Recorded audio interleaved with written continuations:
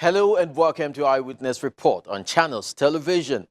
This platform presents you an opportunity week in, week out to share those stories happening around you. Today, Satellite Town residents protest a proposed port city in their domain amidst obvious infrastructure challenges. House of Reps wades into police-resident conflict in an Abia community. And finally, Lagos State Task Force takes cleanup exercise to the Obalinde area of Lagos Island. Stay with us for these and more. I'm Chris Elems. Satellite Town Lagos has continued to remain in the news for several reasons, chief of which is infrastructure and the influx of trucks. Well, they are back on the street again, protesting a proposal by an organization to build a port city in their domain. While this sounds as a huge investment to the people, it is a major challenge to existing infrastructure. Pothole, ditches, on a long winding road paved with tankers and container trucks on both sides.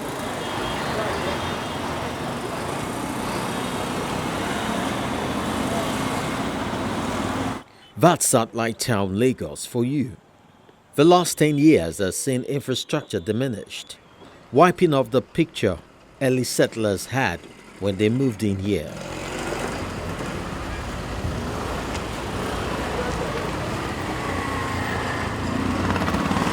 Though it hasn't rained yet, but when it does, life for them is better imagined than experienced. The coming of tank farms, which should ordinarily bring about positive impact and development, is proving otherwise, as the influx of articulated vehicles either loading or offloading their content stretch existing infrastructure designed originally for residential use.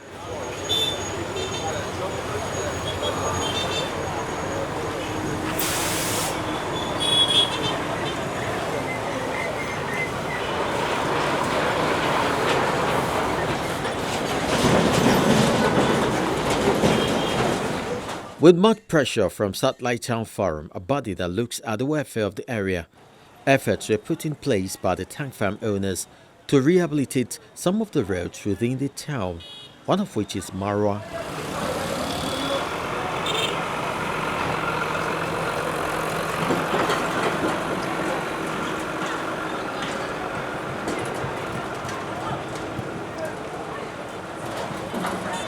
Just while that is ongoing, the residents are back on the streets following a proposal by an organization, Westron, to construct a port city. We said no to Ijebu Port City. We will not allow it. Enough is enough. Enough is enough. We cannot allow more tank farm in Ijebu Eba. The DPR has assured us of that there will be no more tank farm. Now we are hearing from the source, from Nigeria Ports, from Punch newspaper, 22nd of February 2020, that Westron Property Nigeria Limited is proposing Ijebu Port City. He is only using that name in order to capture what he wants to do here by bringing more tankers and tank farm in this area. They cannot fathom the impact this will add to their existing challenge. Already we have about 13 marketing companies of tank farms. And these 13 marketing companies that are tank farms, we have over 50 tank farms that are already in place. And over 500 to 600 trucks plying Mumune Adio Badmos Road, which is Marwa Road, popularly known as that. While we are still on that issue, the issue of a container terminal that was built also in Zone 2, a living estate. While we're on that, just from the Virgin, when they started, we kicked against it. But from nowhere, we see the approval, and today they are operating. We now saw that a company by name Westron Property Nigeria Limited, where we are standing now, that he's coming to set up, in collaboration with the government, that is coming to set up Ijebu Port City. And this port city, from his claim, is that he's going to divert the activities of Tinkan, Apapa, to traffic and all those activities to this particular location we are talking about now, that 50% of it will be transferred to this place. Where is it going to do this kind of business? If you look around, you find out there are residential houses surrounding, clustered around the place is claiming now. You can only look at just only this parcel of land. Is it this parcel of land that is going to use as a port city in a living residential environment, community? That is what we are saying no to it. As we speak, my dear brother, we lose an average of 6-7 children every month due to air pollution. Children between the ages of 0 to 6 months. We lose an average of 10 elderly people who are asthmatic due to air pollution when these tank farm people are pumping their fuel. It is so devastating. On the road alone, an average of 10. The one that is so painful was a young man who was to wed 2 weeks to his wedding. He was crushed. His bones scattered and he died. Now, you now want to add the so-called port city. Port city to where? Which road would they follow? You quickly did this. Let me also give you this scenario. As at 2004, as at 2010, 2012, we don't experience flooding in Satellite Town because one of the tank farm operators built on the channel that leads water into the ocean. And ever since then, we have been experiencing flooding, including Navy Town, Navy Barracks. They take their protest to the venue where a bridge built by the company has been commissioned, which the residents claim will add no value to the locality. Look at the bridge, the so-called bridge they built for us. It's an extended culvert. Just tell me, because when it rains now, you find out those canoe that carry sand, they cannot pass again. Look at the community. Why don't we check? Just tell me. Look at Westron office. Take a picture there. That is office there. If a man who has this type of structure in the place, how will you say he's doing something in the community, part of the community? He never did anything for the community. He never gave anybody money in the community. If a company is conducting their EIA, it must be published. It must be published in 3 national dailies or 4 national dailies by the Federal Minister of Environment for community to have an input. Were the community aware that they conducted an EIA, or was the EIA conducted in a secret? You are endangering our lives here. You are endangering our lives here. And most of you are sponsors. You are endangering our lives here. Tension gets heightened as the company's legal representative tries to make his point.